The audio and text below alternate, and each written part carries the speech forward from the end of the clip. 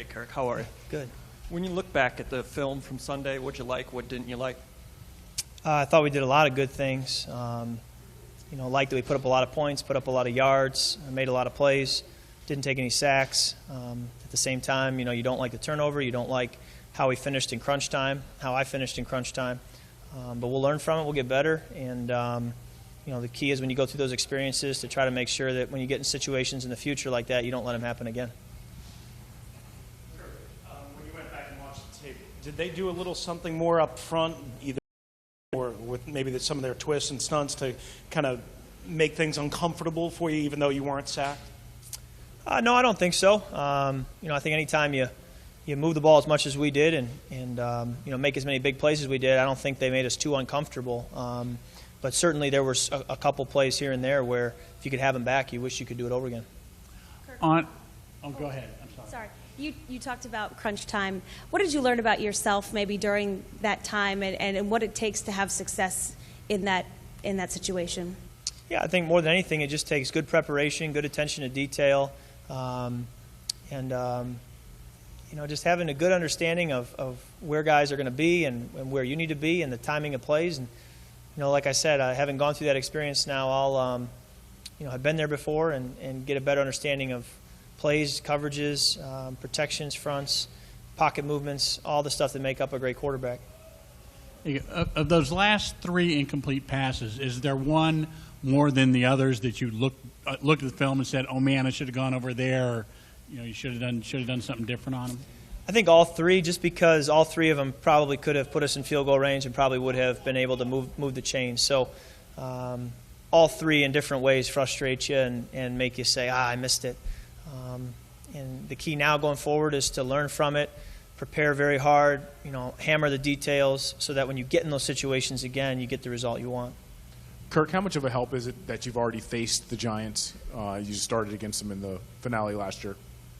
Well, I think it gives us confidence, gives me good experience. That is very valuable. As I keep going back to the experience I gained this past week and how much that will help me going forward. Having played the last 3 games last year is a very similar theme. The experience is going to help. Is it going to make all the difference? I don't know, but it definitely will give me confidence, and hopefully it can help us get a win. Kirk, we understand you've played in multiple offenses through your career.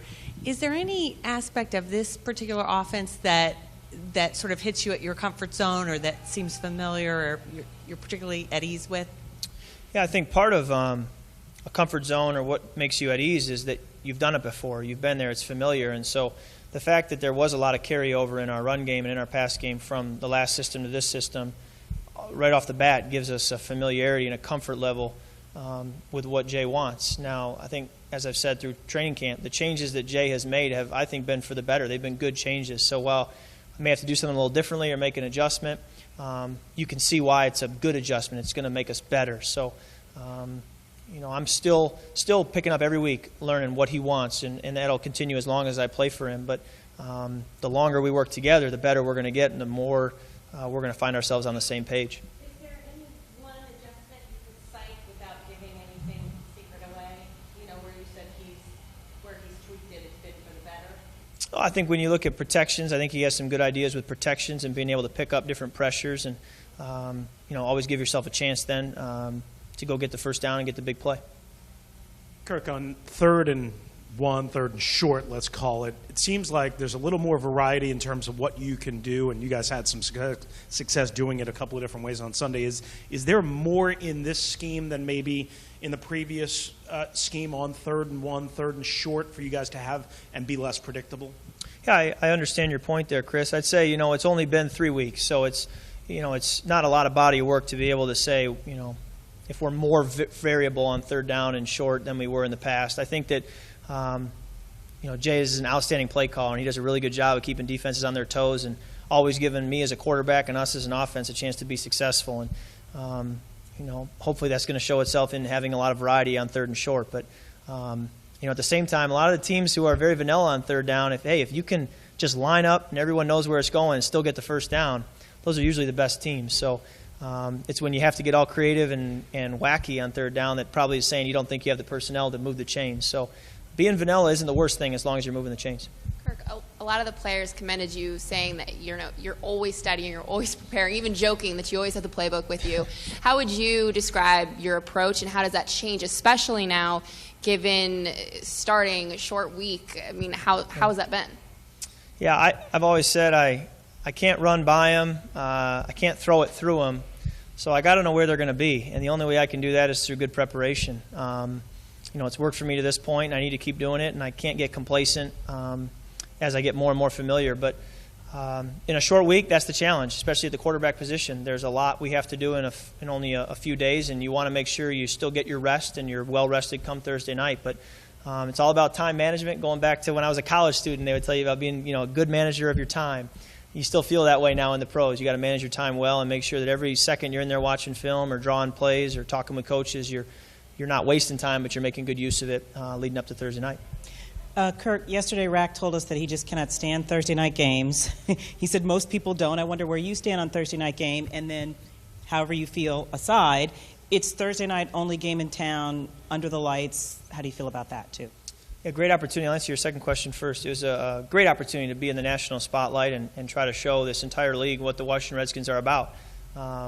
So hopefully we can put on a good show and get a win. As far as my opinion on a Thursday night game, this is the first time I've actually had to play and then turn around and make that short week happen. So I'm new at this.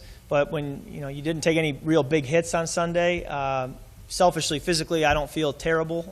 Not the right guy to ask because I'm not in a position that's getting banged every snap.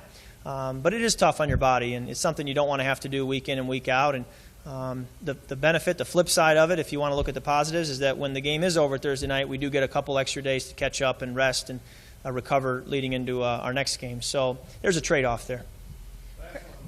We heard you say last year and even this year when Robert got hurt that this is his team and you're basically picking it up while he's gone. Can you get to a place where you feel like this is your team? Are you there yet? And going forward, knowing that you are going to have the next couple weeks, maybe 6, 8, who knows how long, maybe the rest of the season, do you start to get a comfort level thinking that, this is my team, I'm going to do this, I'm going to run this? That's a great question. It's a tough dynamic to fully answer. I think that, as a quarterback, if there's any doubt in the other 10 guys in the huddle looking at me that, can this guy get it done for us, can he move the ball, then I've already failed.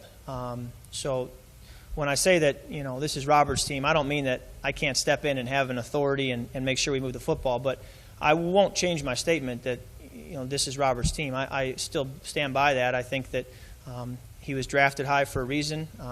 He's had success here. He's done a lot of good things, and he's done nothing to have that be any different. So this is his team, and it's my job as a backup on this team to hopefully when he comes back, give him a team with a good record and put him in a good spot to have success down the stretch. But by no means does that say that I can't go in there as a backup and hopefully get the job done. Thanks, Kirk. All righty.